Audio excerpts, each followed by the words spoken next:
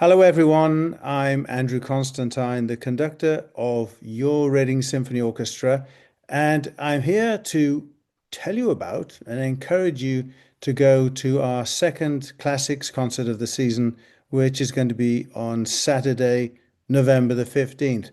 And I'm joined by my very good friend and a very important member of the orchestra, and that's Amy Butler, who's going to be soloist on the evening. So, Amy, hello, thanks for joining me.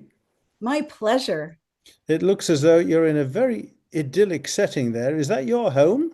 This is the backyard. We live in Morristown, New Jersey. It's pretty nice in New Jersey. A lot of people don't think so, but there it is. It's lovely. It's lovely. Wonderful, wonderful. And as this presentation goes on, I'm going to try and change my background because as you can see, that's a bit of Elgar cello concerto, but also there is our wonderful orchestra. And Amy, you're in there. Find the pointy finger. There we are. Yeah. So, folks, if you were at the Reading Symphony's opening night concert, which was a performance of Beethoven's gigantic Symphony Number 9, then you'll know what an incredible orchestra we have in town and a wonderful choral society as well. The Reading Choral Society joined us as part of their 150th anniversary celebrations. We had a great crowd there, wonderful concert, everyone left happy. So I'm hoping that you guys will come and join us for the next concert on November the 15th. Now, Amy, I'm going to talk about the first piece on the program, which you won't be playing because you'll be backstage polishing your cello and stretching your strings and limbering up and getting ready for your solo appearance. But it's a piece by Mozart that is one of those things that everybody knows, and even the title is something people know. Eine kleine Nachtmusik, a little night music is the translation of that, and it's a serenade for string orchestra that Mozart wrote, wow, about 240 years ago, but it's still amazingly popular today. And an interesting thing about it is it's just for string orchestra. Normally, serenades, which were for the open air, were written in those days for either wind and brass or a combination of wind and string instruments. We don't really know much about how this piece came about, but it's remained one of the most popular pieces of classical music ever. I'm not going to sing because everybody in Reading would throw me out of the city and Berks County if they heard me sing. But it's a wonderful piece that we all know. And I'm going to ask you, Amy, you must have played it before. Once or twice, yes. You're being Most silly, aren't you? often out of the concert hall, though, and out of doors, indoors, in church, in every possible place. In fact, one of the last places I played it was for a school concert for getting young kids encouraged and interested in string instruments. And so we played it as a string quartet. Mm. But the person who was leading the group didn't have the cello part with him. That's fine. Did you just make it up? I didn't have to make it up. The bass parts, the cello parts for this piece are straightforward and basically just the quick harmony. And I've played it so often, so Your finger basically knew it where turned to into go. just fun to do it. Yeah, it was it Yeah, was it yeah. was a blast. But that's Well, where having played it 200 times comes in handy. Well, it is one of the most spirited pieces of music I think any of us has ever heard. So it's going to be fun for me to conduct that with the orchestra and for you to get a little rest from it before we go before we go along to this wonderful piece by the great, wonderful, great British composer Edward Elgar. His cello concerto that he wrote just after the end of the First World War. And it's one of the most achingly beautiful pieces of music ever written. Obviously, very nostalgic for a bygone era. His, let's say, popularity was beginning to wane, and he'd obviously decided that his way of life, his way of thinking, whatever you want to say, the world around him was disappearing. And he wrote almost an elegy for the Edwardian era that I can never tire of listening to. And As a cellist, you must feel the same. I hope you feel the same. So tell us your approach and experiences of it. Do feel the same. It, you said it, it's achingly beautiful. And I've been reading about it more and more since this performance is coming up. I learned that Elgar was self-taught as a composer. I didn't realize, I had no idea. And certainly his music is personal, and you can feel it the moment that any music of his begins. You just feel right away his, his soul, his feelings. Um, and this piece coming right after that devastating war.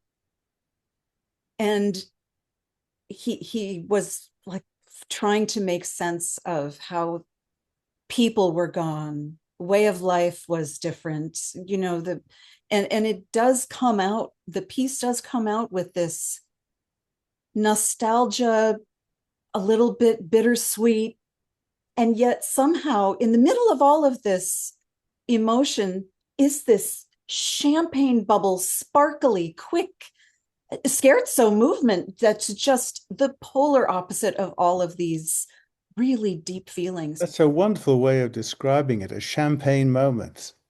Yes. You should copyright that. I like that. Oh, And but then, unusually, there are four movements to this concerto: slow, fast, slow, and fast. Normally, a concerto, which is a piece written for orchestra with a solo instrument, like a piano concerto, violin concerto, whatever. This is a great cello, one of the really, I think, two great cello concertos, Elgar's and Dvorak's. And so the cello soloist is up front playing these fabulous tunes. Did you know as well that the inspiration for that lovely opening melody, that dreamy, floaty little tune, that came to Elgar when he came out of anesthetic after having his tonsils removed, and he came out of that consciousness with this theme going on, and he wrote it down for future use. isn't it wonderful? He didn't know yet what he would do with it. It's very long melody. You'll notice when you come to the concert, very long melody, um, with kind of recitative moments of longing and searching. What does that mean? Recitative moments. Oh, recitative comes from opera. Recitative is the storytelling portion of the opera where there are a lot of words. It's almost like talking. And then the aria is just the beauty of the voice, and there's very little text. It's just a beautiful melody. So the recitative is, in this case, a little bit of this tortured searching. I don't know, for me, I don't know a better way to describe it. Followed by, as Andrew has just said, this long melody that, and it's just otherworldly, actually. And you think about, yeah, it came out of this haze, but it took him a while to figure out what to do with it. As I was reading, he knew it was more symphonic in scope than chamber in scope, but there was an intimacy to it that he didn't want it to be just purely symphonic. Then the idea of having a solo voice came, and for some reason he landed on the cello, and I'm sure glad he did.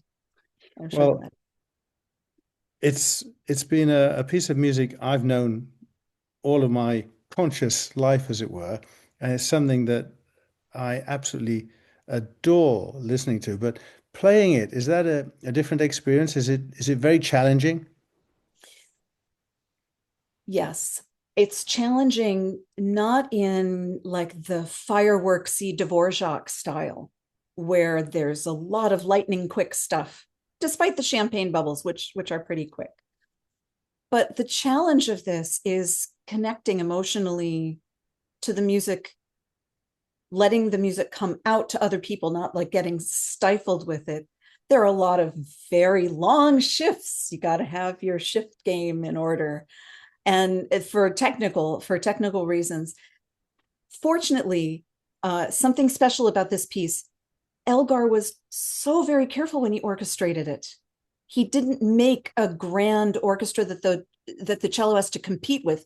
He Very sparse music is happening as the cello is playing in much of the piece, which is a lovely, wish more of them did that. I suppose as well, it's a bit of a contrast to the Elgar we know, the seemingly bombastic composer, because of course everybody in this country knows music by Elgar, even if they don't know it's by Elgar, because the graduation march is one of Elgar's pomp and circumstance marches, and the clue is in the title, isn't it? Pomp and circumstance. So Yes.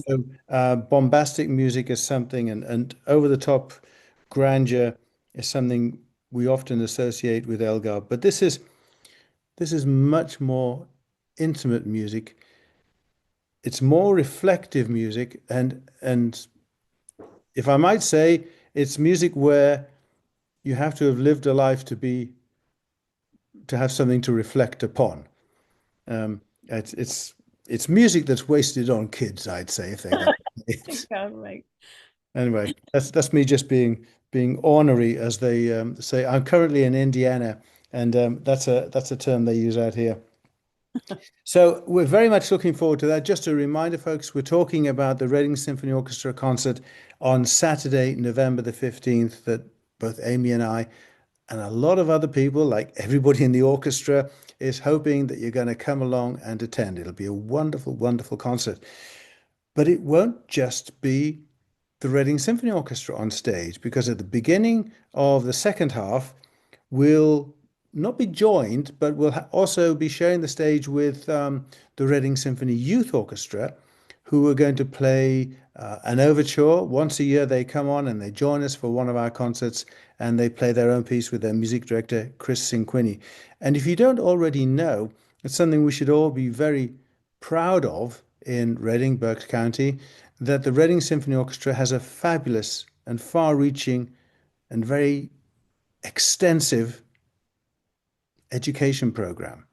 And when I say extensive, there are lots and lots of people, young people, who take part. We have our orchestra's own program in the city. We have our Reading Symphony Youth Orchestra, and we have our Reading Symphony Junior Strings. Hundreds and hundreds of kids have gone through that system. Thousands of kids have gone through that system. And it's our contribution to the community, hoping to add another positive dimension to the lives and the development of young people, hoping that music helps them become great adults. So they'll begin the second half of the concert. And then, Amy, you're going to reappear on stage. I don't know if I you'll just be can't get wearing enough. if you'll be wearing a fancy gown or not, but you'll take up your usual position as principal cellist in the orchestra in the Symphony No. 2 by Brahms, the Sunny Symphony, as it's always been called. Radiant, I said earlier, which is a posh way of saying sunny, I think. And it's a fabulous piece that Brahms wrote in 1877. And as so often with Brahms, he was inspired by being on vacation, on this occasion in the mountains in the south of Austria. And I found a quote today from one of the leading critics of the time, who said, "There are so many melodies flying about, you have to be careful not to tread on any of them." And I think that's a fantastic indication of that. You as well, you must have played Brahms' Second Symphony quite a lot. Have it's wonderful. And again, Brahms is very nice to the cellos in this piece. He gives us a couple of beautiful tunes. The lullaby, his lullaby in the first movement, for one, is such a little surprise to people who don't know that it's in there. And but it is so sunny. It's friendly. Mountains of Austria. Yeah, very It nice. starts with that lovely little horn melody, horn call That's there, which right. is That's right. another example of him hearing the Alp horn in the distance there. So, folks, this is going to be a great concert to look forward to. Another reminder that Amy and I will be joined by all our wonderful friends and colleagues at the Reading Symphony Orchestra and also the Reading Symphony Youth Orchestra on Saturday, November the 15th at 7:30 p.m. at the Santander Performing Arts Centre. And if that isn't enough encouragement for you to come along and enjoy what's going to be a fantastic concert, I don't know what is. But there we are. So, Amy, looking forward to seeing you there. And I know it's going to be a wonderful night. Thanks for joining me now and see you soon. See you soon.